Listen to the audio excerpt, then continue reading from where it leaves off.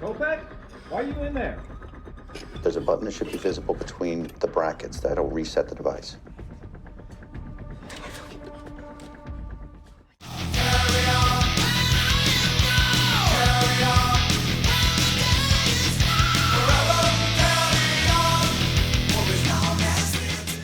We are talking Carry On. Is this the latest reincarnation of the long-running British comedy film series?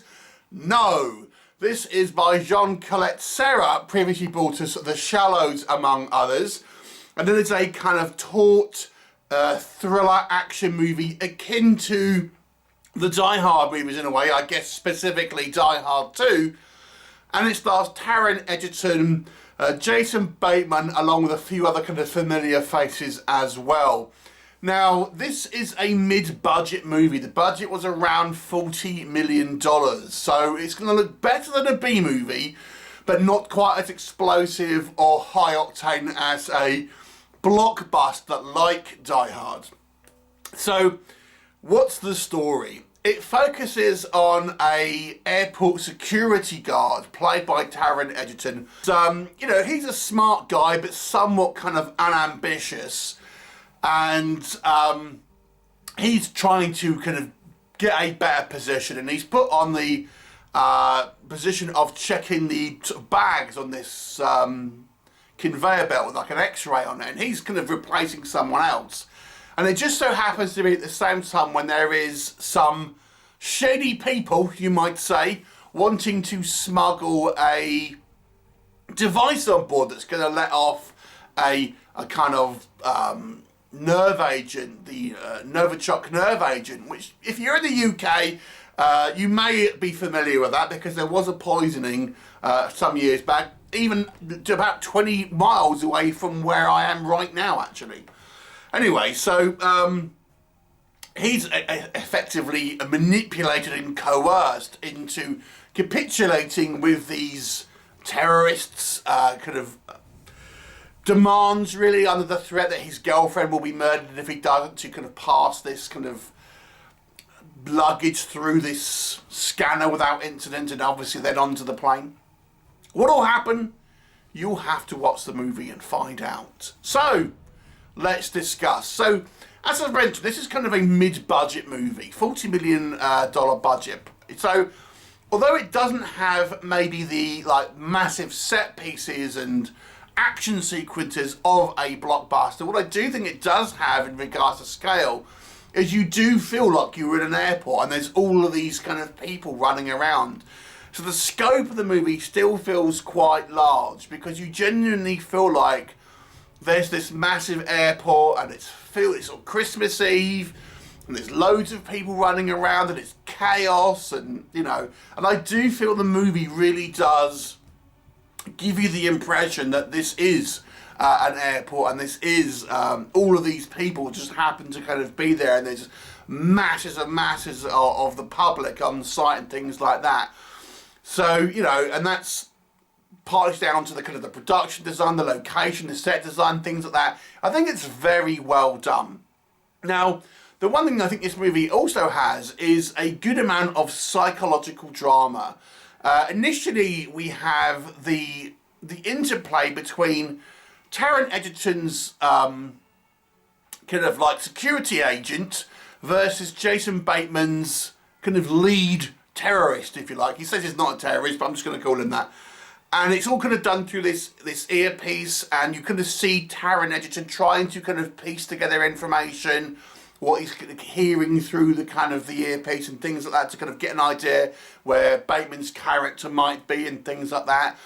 So I think it's quite a kind of smart thriller in some regards, not in others, but in some regards I kind of quite like that kind of idea here of kind of gathering clues surreptitiously.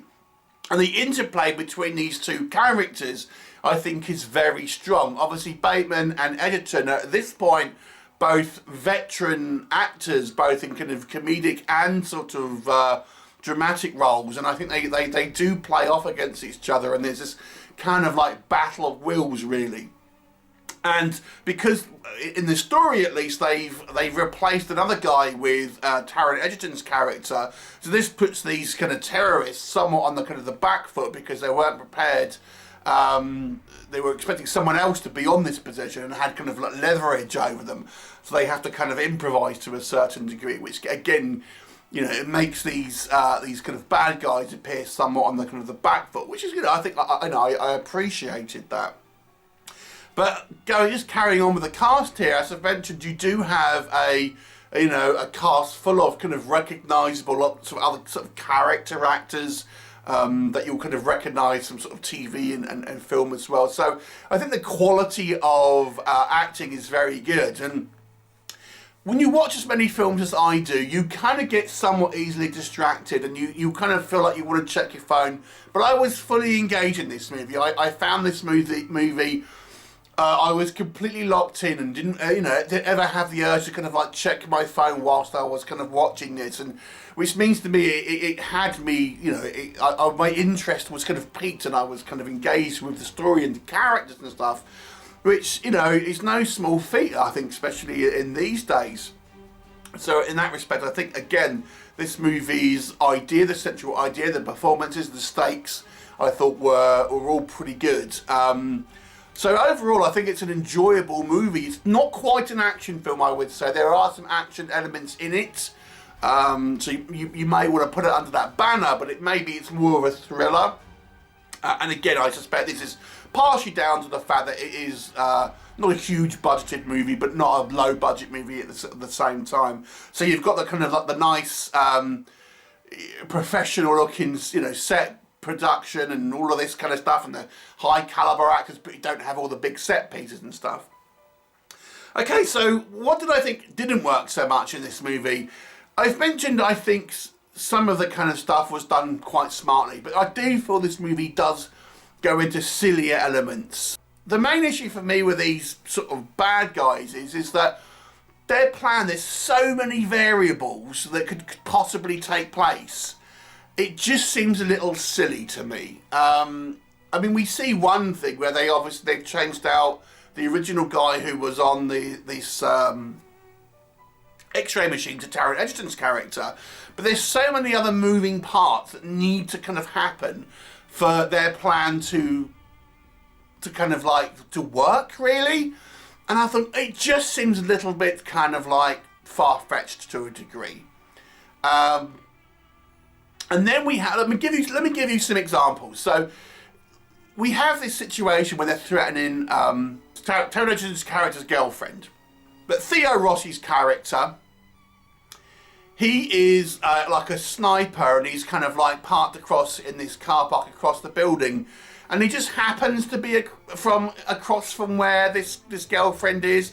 And at one point we sort of see Taron Egerton's character sort of run to his girlfriend, and what he should have done was take her in the back, but instead he kind of brings her out in the kind of the forecourt in plain view of where a sniper would be, and he's told at this point there is a sniper. It's just like, okay, that's a bit silly. And then later on in the movie, Jason Bateman's character says to Theo Ross's character, right, kill this this girlfriend, and there's like this big chase. And I'm thinking, well, what would be the point? Because at this point the plan is kind of like changed significantly, and they're not really trying to leverage the character that Taron Egerton is playing at this point. So why even bother trying to chase down the girlfriend? I mean, it just seems like you're putting your plan into kind of like into more problems, and you're risking kind of this Theo Ross's character kind of getting caught or stopped or then apprehended and questioned for really no benefit. So it just seems to me that the kind of the plot of these bad guys is just all over the place to me. It just doesn't really seem particularly kind of thought through, really. I mean, it's fine for a kind of a silly kind of plot, I guess. You just want to, okay, well, I'm just going to accept it. But when you stop to think about it, it kind of doesn't really make sense. I also have to say, and this is going to be difficult with it, considering I don't want to have really spoilers here, but when the movie ends, I feel like we didn't really get a full resolution. So let me try and say why without actually spoiling anything. I think all of the bad guys may not have been accounted for, you know, and this includes bad guys that have been seen. And then we also have like a kind of a wider element that sort of goes beyond the people who are primarily involved in the airport, and that's kind of like touched upon, but then nothing is done with it. We don't know the resolution about what happened to that. I'm thinking, okay, well, you kind of introduce this element to the story, and then it's just left hanging, and we don't know the resolution about what actually happened to, you know, powers that be Mike, essentially. So I found this movie kind of ends, and I'm thinking, okay, well, what about all these other sort of loose threads that are still hanging, and you just kind of just, oh well.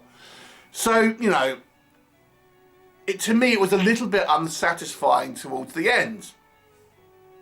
Now, the strength of this movie to me is the relationship between Taron Egerton's character and Jason Bateman's character. That's the strongest element here, and I do think this does mean the movie is a good movie ultimately, and watchable and engaging. But I do think the script is the weakest part here for me, particularly in the latter half of the film, because it just kind of like didn't make sense. I mean, there's like people running around in the sort of the baggage areas, and there's no other kind of staff there. No one seems to know it's on the security cameras. It's just kind of like, nah, reality will just kind of like over the shoulder. Anyway, so yeah, it's a pretty good movie. I'll give it a 6 out of 10. I don't think it's like a classic, to be honest, but it's a pretty decent watch and an enjoyable one at that, albeit you have to kind of like put your brain in neutral to a degree. Have you seen it? What did you think of it? Leave me a comment and I'll look forward to seeing you next time. Bye for now.